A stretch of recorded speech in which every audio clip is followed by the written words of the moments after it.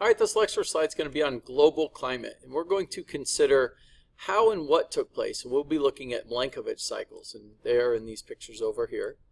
And we're really going to be applying it to the idea of what took place fairly recently within the Great Ice Age. And we can also refer to this as the Pleistocene glaciation. So here's what we have as a geologic timeline. And what we have in these dark boxes here are times of very well-known ice ages, right? Glacial ice was moving, continental ice in the form of glaciers were moving, in this case, in the Great Ice Age, out of Canada, and they were depositing these landforms. I do want to make sure that we don't overlook that the geologic time scale is referred to as from eons to eras, so eons, eras, periods, and epochs, where epochs are the shortest amount of time, and eons are the large chunks of times. That the Precambrian represents 88% of all geologic time, and therefore the Phanerozoic eon, this one we're currently in, is really just kind of a blip. It's only about 12% of total time. And we're located within the Cenozoic era, we are located within the Quaternary period, and we are currently located in the Holocene. And the Holocene began 10,000 years ago at the end of the Pleistocene.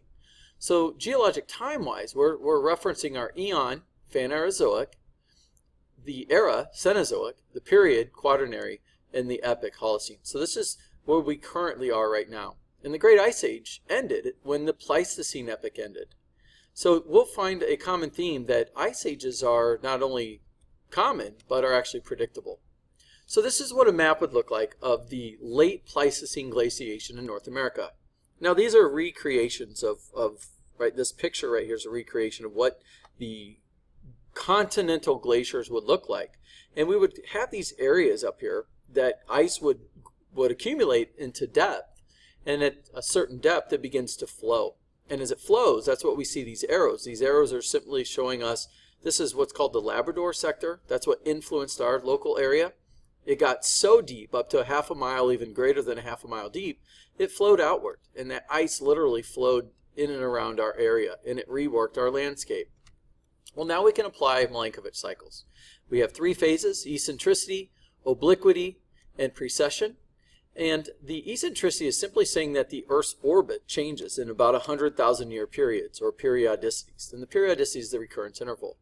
Whereas our obliquity is just simply saying that the axial tilt changes from around 22 degrees to about 24.5 degrees. And the timeline, or the periodicity, is about 40,000 years. And then lastly, we have precession. That is, tonight, or any night we looked out at the night sky, we would find that the North Star, or Polaris, would be kind of at a fixed location. But halfway through the full oscillation of precession, we would find that Vega, a different location, because the Earth's top wobbles, or wobbles like a top, the timeline is 25,000 years, that it changes. What we see in the night sky as being this fixed point would actually change. It would go from North Star to Vega. And here's a video I provide for you on Milankovitch cycles, and this gets into the animations of it. But I want to look at what we have going on here. Any one of the variables on the chart, whether we look at precession, obliquity, or eccentricity, if we look at them, they have very little effect on planetary climate, right? The stages of glaciation, we can consider this. And we have these highs and these lows. These high points right now, currently, if I look at my timeline now, we are in an interglacial phase. And according to the graph, we would call this a hot stage of planetary climate. It's a warm stage. That there are no continental glaciers that are advancing. Instead, they're retreating. That it's a normal, let's just say, period of the Earth's warming and cooling phases. But as we go back through time, 200,000 years ago, 400,000, 600,000, 800,000 to 1,000,000, right? A million years ago. If we look at what took place in the last million years, if I look at these variables and I start considering all three of them together, and we'll leave out solar forcing, we're not going to discuss that one now, we can start putting these variables together and identifying what is taking place on a planetary climactic scale. So when these variables coincide with one another, or even two other variables, significant changes occur. Ice ages result from Milankovitch cycles when they overlap, where we view the graphs as constructively interfering. So I will do one with you here just to make sure we reiterate this.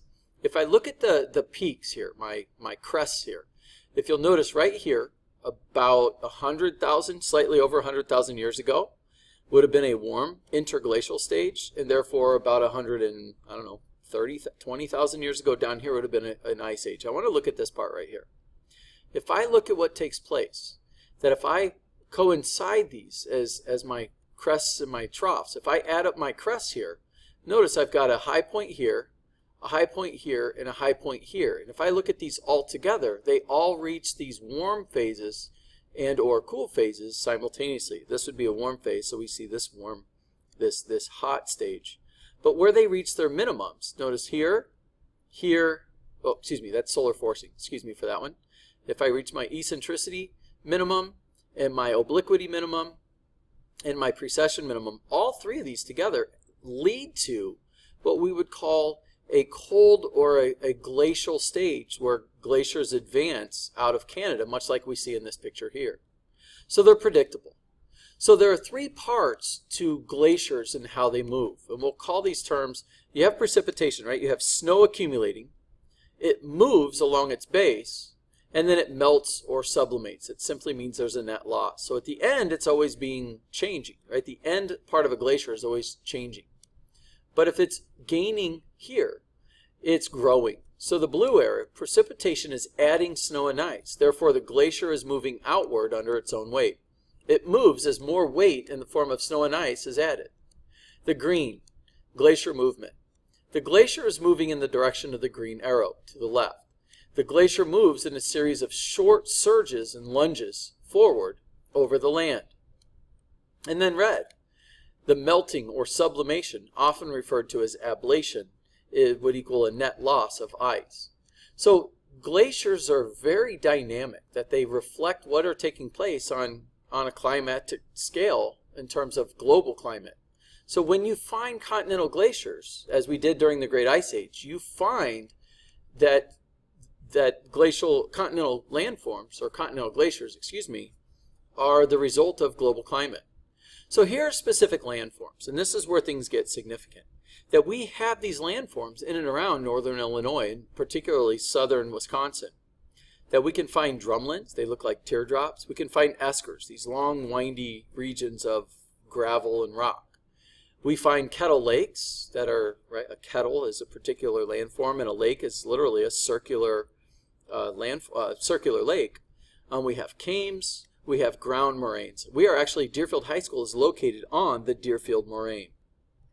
So we have these landforms in this picture here that are the result of retreating glaciers. That a retreating glacier is going to have very specific landforms associated. And we find all of these landforms in northern Illinois. So it's a storyline we're building here. Once again, here's another picture. Here's what an actual esker looks like. Here's what an actual drumlin looks like. Here's, let's see, here's a kettle lake. Here are actual kettle lakes. And lastly, this is what's called a kame. So different landforms, just kind of reiterating that different landforms represent the physical features of what took place. So let's put it together. To the left here, we have continental glaciers that moved in from Canada, right, higher latitudes, and reworked our local land, leaving behind the signature landforms, and that's what the prior slide was.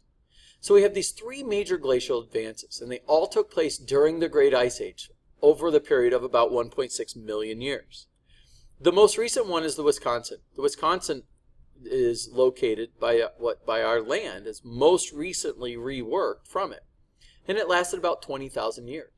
But notice the pre-Illinois, that's the dark coloration here, this one lasted over 1 million years.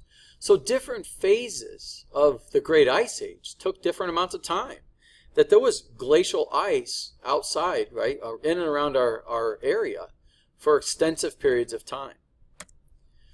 Here's what would have been, here's as a result of continental glacier flow, rivers were redirected to their current locations from different paths. If I look at picture A, this is how the Mississippi River and the Illinois River are today. And if you look at picture B, reconstructed paths of rivers, well, they weren't always there. The Mississippi River was literally further east, and after the glacial ice came in, it was reworked and repositioned over here, as were several different rivers, including the Illinois River was moved as a result as well.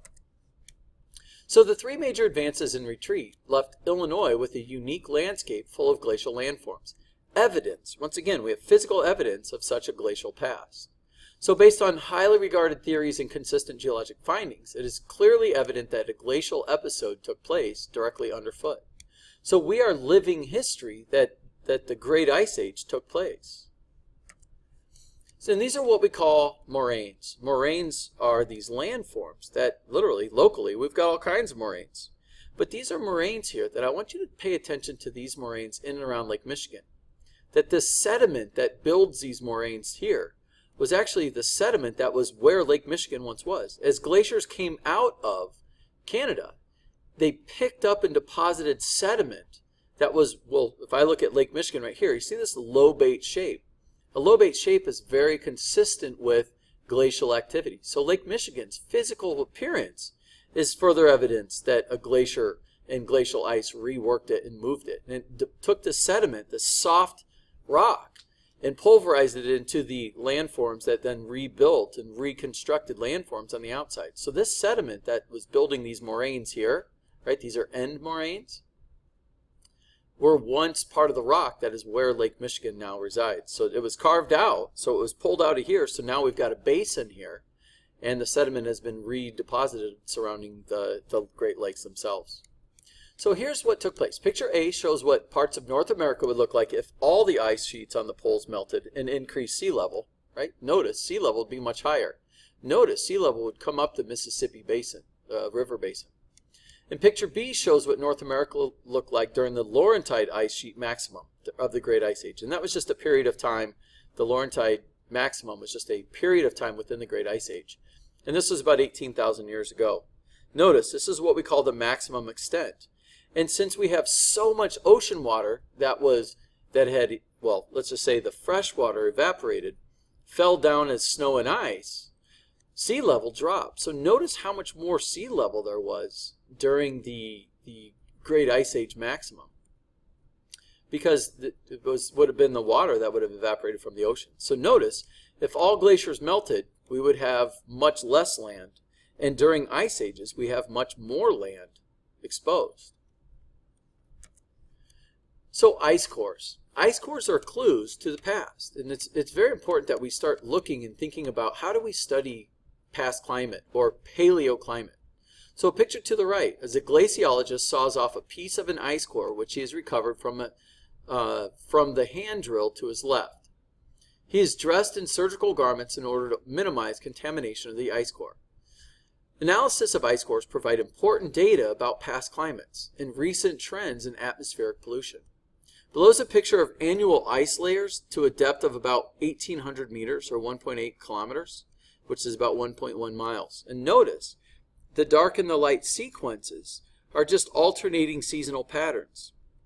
And if I study these, I can determine what the atmosphere was by studying bubbles that were trapped within the ice. So ice cores are going to be further evidence that we are going to use to continue putting together this pervasive story of historical climate together. And last but not least, we have a map, a bathymetry map. It's underwater topography map of Lake Michigan, right? This lobate shape is characteristic or signature of glacial ice. So follow along. The bathymetry, or the underwater topography of Lake Michigan, provides clues as to what took place during the Great Ice Age. We see that glaciers advanced out of Canada, and as they advanced, they eroded the soft rock beneath where Lake Michigan now resides. So here is what we would see underwater if we looked at a topographic map. It's called bathymetry. This soft rock composes the landforms, the moraines, that are found on the outside and surrounding Lake Michigan itself. Together, these help tell the story. We're drawing from a broad range of resources and a broad range of geologic evidences and storylines to piece together one comprehensive story as to what took place and when during the Great Ice Age and during the Pleistocene glaciation. I hope that helps this all make a little bit more sense.